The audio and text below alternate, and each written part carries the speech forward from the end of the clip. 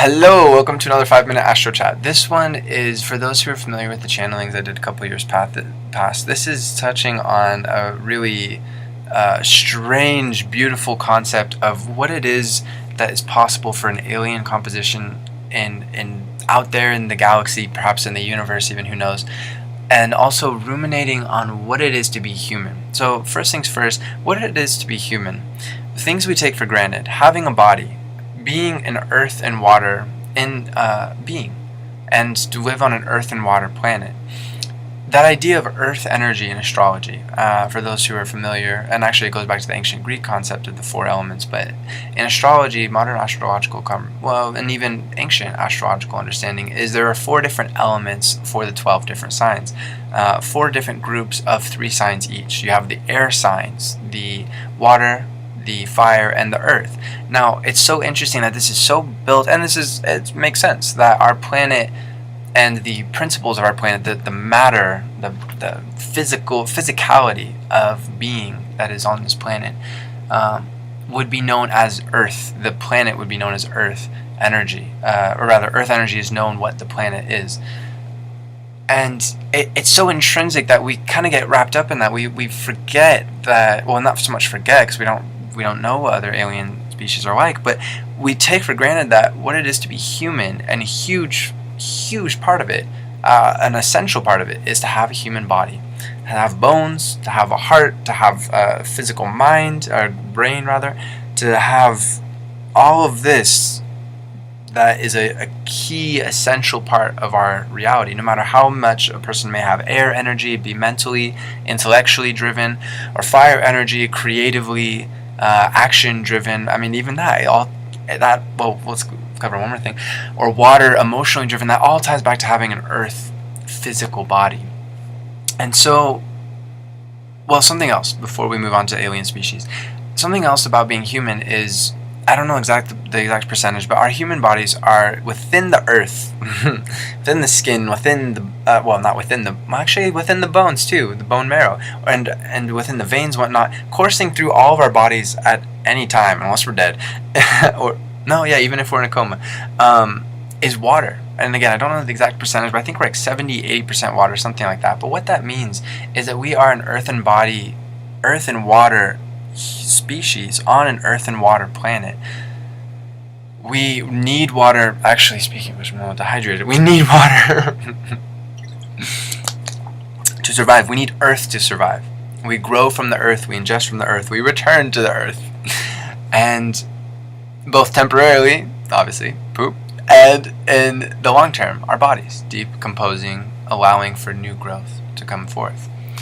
This is something we take so much for granted, and there's so many beauties, something to be really grateful for about having, and sure, there are challenges too, we know them well: aging, disease, emotional turmoil. I think we're probably one of the most emotional species out there, considering we have so much water within us. We resonate. We'll get to that, but for those who are already familiar, be reflecting on how water energy, that psychic energy, being able to know other people, being psychic is only being so compassionate, so empathetic, being able to still your own waters through meditation, through emotional practice in general, so you can understand what ripples are yours and what ripples are other people's frequencies, their mind, their thoughts, their actions, their words, etc.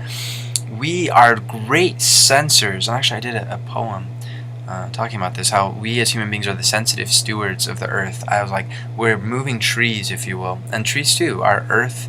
Well, everything on this planet is earth with water within it. Reflecting the nature of our planet. We're, again, I don't know the exact percentage, but it's like I think 70% water on this planet and 30% earth, or whatever it is. 30%, I mean, above the water, of course. There's inner layers and etc. But long story short, we are deeply sensitive. We can pick up other people's energies. We emit energies. Right now, these are ripples coming out. You're receiving ripples. I'm receiving ripples from everything around. This entire world is emitting wonderful ripples out into space. And to understand that that is a key part of being human and always will be, unless we go through some kind of huge biological shift. It's really hard to fathom. Impossible, of course not. Who knows what's impossible, right? But technologically or biologically going through some kind of evolution so that we, or coexisting, that technological and biological evolution coexisting and rather co-creating this new humanity. Even then, though, it's hard to fathom, at least from this limited perspective here and now, a time when we're not going to be earth and water beings. And so it's really good to keep in mind. And we'll talk about, yeah, this is already at 5 minutes, so we'll have to talk about a fire and air. We have time.